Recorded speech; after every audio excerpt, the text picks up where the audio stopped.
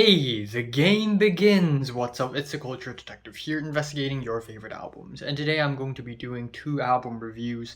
And the first one will be the new Della Zyr EP, Nebulous U. Or out of respect, I'm going to say it in Korean as well, but I'm not Korean, so I'm sorry if I mispronounce it.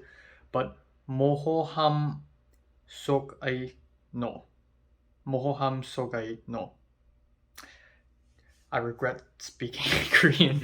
So, Della Zyr's new EP, Nebulous You. One of my viewers have told me to check this album out, and I thought they were referring to her debut album released I think, in the middle of 2022, which I thought was alright. It's called Vitamins and Apprehension, and I thought it's basically her trying to sound like Paranol and Asian Glow, and then not really hitting it right because the production is not right, the songwriting is just not as solid, and it's just meh.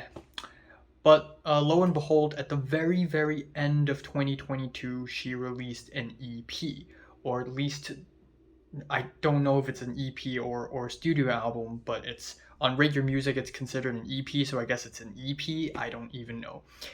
But essentially, this EP is a change of tides for Della Zyr because the music on this EP is so much more unique and so much more intriguing than that on Vitamins and Apprehension. Essentially, on this EP, Della Zyr moves towards a poppier sound with mixes of dream pop and post rock. And I also found her YouTube channel on YouTube, and apparently the last time I checked it, she had even fewer subs than me, so I am amazing, right? But she gained huge respect from me when I saw her covers of Midair Thief's Protector as well as a Paranol song, so hey, she's got taste, and she can definitely make some great music as well. So now fast forward to me listening to this EP, Nebulous You. It's definitely a lot better than I had expected. Even though the production quality is awful, it sounds really muffled. It sounds like it's recorded in a crappy apartment without a lot of sound, blocking devices. It's still really good. I mean, there are still great albums out there with terrible production quality. I'm looking at you, Twin Fantasy. So, anyways, we have four tracks here. Starting off, we have Constellation Song, or in Korean,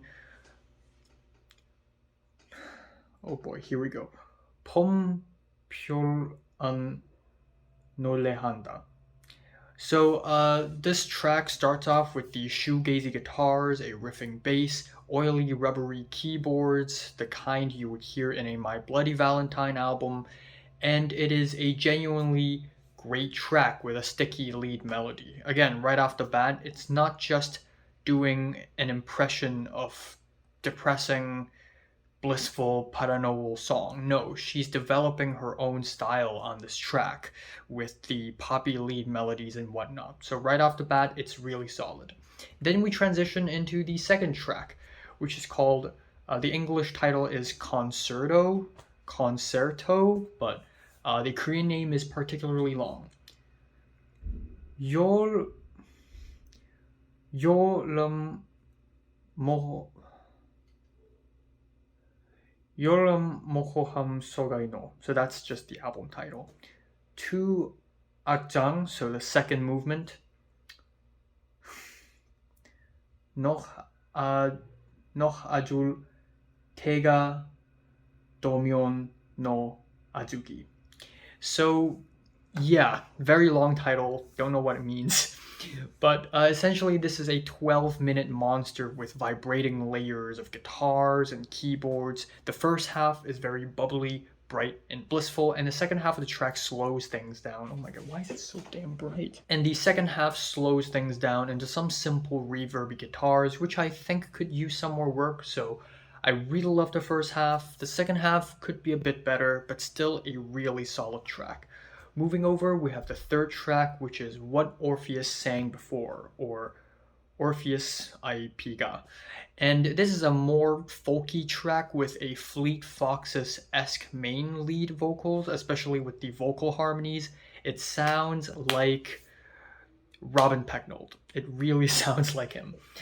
But still, I love the gorgeous, watery, runny guitars. Near the end of the track, we have a loud, blaring climax, and then at the very end, we have an atmospheric outro. It's really gorgeous, and I really like it. And finally, the album ends off with Autumn Nebulous You, or Kyol Kyol Tenamu Kots. So yeah, this is a 14-minute album closer with a really strange and curious combination of sliding whistles and traditional Korean keys. And it sounds like the Midair Thief inspirations really came through with the production on this track. I love the bright strings that get introduced later, mixed with speedy drums, stuttering, stargazy synths. It's a really interesting combination of instrumentals and I really like it. The track also transitions in and out of some field recordings, and it's very heavenly, it's very beautiful, and it ends off on a high note. So yeah, I am surprised by this EP. I think this is really solid. I think this is a right step in the musical direction of Della Zyr, and I'm looking forward to a full-length studio album from her. I am giving this EP an 8 out of 10. So, have you listened to this EP from 1 to 10? Would you rate it, like it, and subscribe if you want more. And thanks for watching.